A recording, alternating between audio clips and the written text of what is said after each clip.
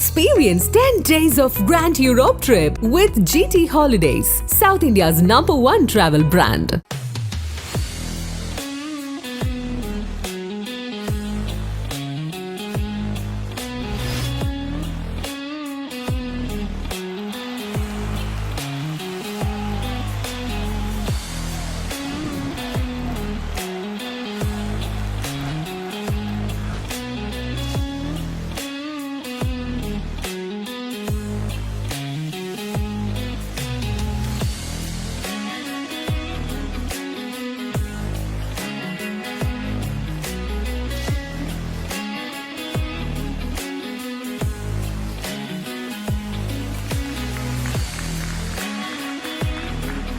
I feel like Ramesh, please come and talk because you've actually spent time with the bikes. A proud moment for us, and thank you to all of you guys. Okay, just stop it. This is the freaking iPhone of motorcycles.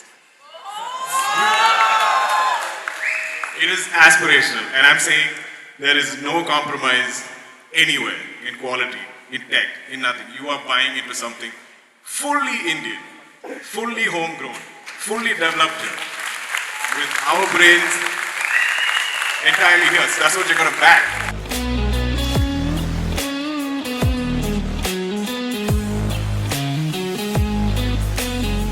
வணக்கம்.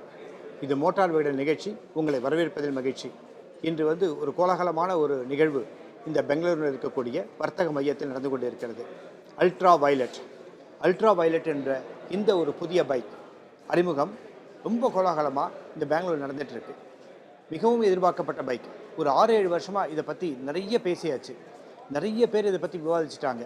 அப்படி இந்த பைக்கில் என்ன இருக்குது, ஏன் இந்த bike பற்றி இப்படி ஒரு ஆர்வம் மக்களிடையே வந்தது அப்படின்னு பார்த்தீங்கன்னா, முதல் காரணம் இந்த பைக் கம்பெனியில் யாரெல்லாம் முதலீடு பண்ணியிருக்காங்கன்ற ஒரு முக்கியமான கேள்வி. எல்லாருக்கும் தெரிந்த முதல் பெயர் அப்படின்னு பார்த்தீங்கன்னா துல்கர் சல்மான். இவர் ஒரு பிரபலம்.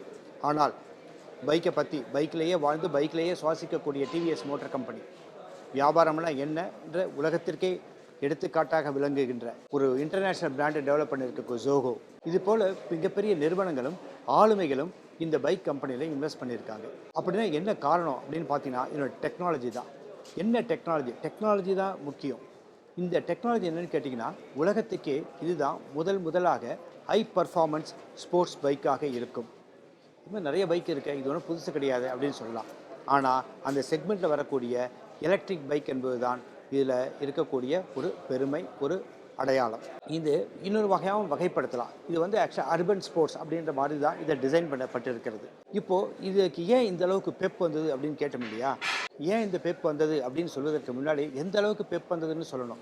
உலகத்தில் இருக்கக்கூடிய ஒரு ஏறக்குறைய 190 நாடுகள் இந்த பைக் பற்றி மிக ஆர்வமாக, ஏறக்குறைய 70,000 பேர், உலகம் முழுக்கக்கூடிய 190 நாடுகள் இருக்கக்கூடிய 70,000 பேர் இந்த பைக்கை தெரிஞ்சுக்கிறதுல ரொம்ப ஆர்வமாக இருக்காங்க.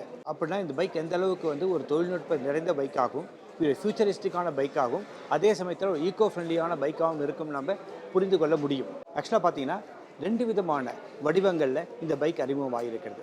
ஒன்று F77, இன்னொன்று F77 ரீகான். சரி, இந்த F77 பேர் நம்ம எதை ஞாபகப்படுத்துது? ஏர்கிராஃப்ட், F16 மாதிரியான நிறைய விமானங்களுடைய பெயர்கள் நம்ம கேள்விப்பட்டிருக்கோம். ஸோ அதை ரிசம்பிள் பண்ணுகின்ற வகையில் தான் இதுக்கு இந்த F77 பேரை வச்சுருக்காங்க. இந்த 2 ஃபார்ம் சொன்னேன் இல்லையா, இந்த F77 அண்ட் F77 ரீகான் 2 ஃபார்மில் இதை அறிமுகப்படுத்தியிருந்தாலும் மொத்தம் 3 வேரியண்ட்டையும் இவங்க அறிமுகப்படுத்தியிருக்காங்க. அதாவது ஷேடோ, ஏர் ஸ்ட்ரைக், லேசர் அப்படின்ட்டு 3 வேரியண்ட் இங்கே அறிமுகமாகி இருக்குது.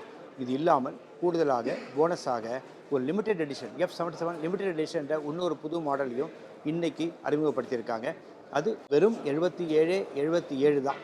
விலை தான் பலருக்கும் கேள்விக்குறியாகவே இருந்தது. இது 3,80,000 ரூபாய்.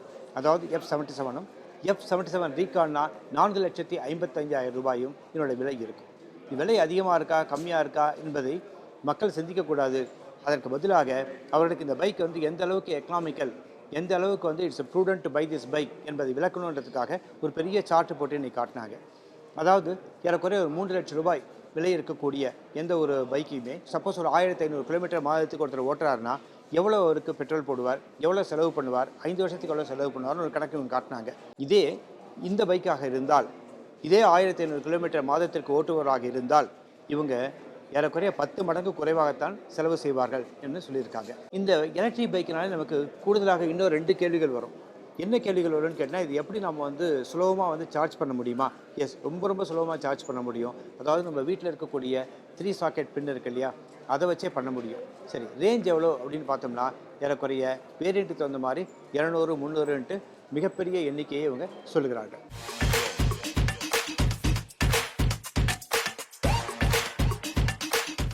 ஸோ இந்த அல்ட்ராவைலட் பற்றி நம்ம பேசிகிட்டு இருக்கும்போது நம்மளுடைய மோட்டரோட நெடுநாள் வாசகர்களும் பம்ப்ட் அப் ஆன் அஸ். ரொம்ப சந்தோஷமாக இருந்தது. நீங்கள் இந்த அல்ட்ராவைலட் பற்றி நீங்கள் வாட்ஸ் யுவர் ஃபர்ஸ்ட் இம்ப்ரெஷன்? அதுக்கு முன்னாடி இந்த அல்ட்ராவைலட்டுக்கு உங்களுக்கு உள்ள சம்மந்தம் என்னன்னு சொல்லுங்கள். சார், ஆக்சுவலாக நாங்கள் அல்ட்ராவைலட்டோட டிசைனில் ஒரு பார்ட்டில் நாங்களும் இங்கே டிஜிட்டல் ஸ்கல்ப்டிங்கில் இருந்தோம்.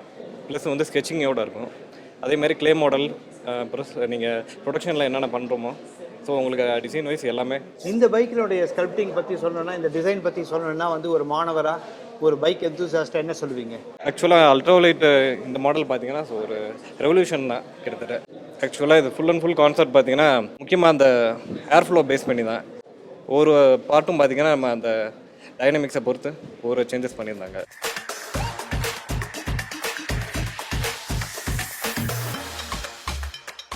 இந்த பைக் ஆர்வலர்கள் பலரும் இந்த பைக்கை விரும்புறதுக்கு பலவிதமான காரணங்களை சொல்கிறத நாம் இப்போ கேட்டோம். உதாரணத்துக்கு ஏரோடைனமிக் ஷேப் சொன்னாங்க. இன்னும் சில பேர்கிட்ட கேட்டோம்னா அவங்க என்ன சொல்கிறாங்கன்னா, என்னோடய சர்ஃபேஸ் சொல்கிறாங்க. அதாவது ஒரே ஒரு இடத்துல கூட எந்த இடத்துலையுமே ஒரு கூர்மையான ஒரு பாகங்கள் இந்த பைக்கில் இல்லவே இல்லை. இதுதான் இந்த சர்ஃபேஸினுடைய அழகு அப்படின்னு சொல்கிறாங்க. சில பேருக்கு ரொம்ப அதிக கவர்ந்தது என்னன்னு கேட்டிங்கன்னா, ஹெட்லைட்ஸ் கவர்ந்துருக்கு. ஏறக்குறைய இதனுடைய முகப்பு என்பது இருக்குல்ல, இந்த முகப்பு என்பது பலருக்கும் ஒரு ஏறக்குறைய பார்த்தீங்கன்னா மிரட்டலாக இருக்குது அப்படின்னு பல பேர் சொன்னாங்க. என்னுடைய டயர், என்னுடைய வீல், என்னுடைய லுக் எல்லாமே. இதில் இன்னொரு விஷயம் என்ன நமக்கு இங்கே சொல்லப்பட்டது அப்படின்னு நம்ம பார்த்தோம்னா, இது நீங்கள் 4 அடி இருக்கீங்களா, 5 அடி இருக்கீங்களா, 6 அடி இருக்கீங்களா முக்கியம் கிடையாது. யாராக இருந்தாலும் இதை ஈஸியாக நம்ம ரைட் பண்ண முடியும். இந்த பைக் உலகம் முழுதும் இருக்கக்கூடிய பல பைக் ஆர்வலர்களின் கவனத்தை ஈர்த்திருக்குன்னா அதற்கு சில முக்கியமான காரணங்கள் இருக்குது. இதனுடைய ஸ்பீடு ஏறக்குறைய 150 கிலோமீட்டர் வேகம் மட்டும் இந்த ஸ்பீடில் போக முடியும். ஸோ இது ஒரு ஏறக்குறைய ஐசி இன்ஜின் கொண்ட ஒரு வாகனத்தை எந்த அளவுக்கு நம்ம ஓட்ட முடியுமோ அதே போல் எந்த விதமான ஒரு ரேஞ்ச் ஆன்சைட்டி இல்லாமல் அதே சமயத்தில் ஒரு நல்ல ஸ்பீடாகவும் இந்த வண்டியை ஓட்ட முடியுன்றது ஒரு அம்சம். இந்த பைக் எந்த அளவுக்கு ஒரு சேஃபானதுன்றது ஒரு அடுத்த கேள்வி வரும். எந்த அளவுக்கு சேஃபானது அப்படின்னு பார்க்கும்போது என்னுடைய பேட்ரி மிகவும் தரமான பேட்டரியாக இருக்குது. இது லித்தியம் அயன் பேட்டரி தான் என்றாகும். இதை 3 கம்பார்ட்மெண்ட்டாக பிரித்து வச்சுருக்காங்க. ஸோ இது ஒரு வகையில் சௌகரியமாக இருக்கிறது.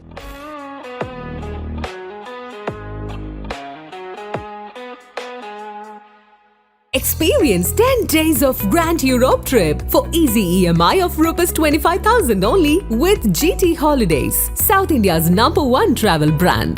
Non-stop November.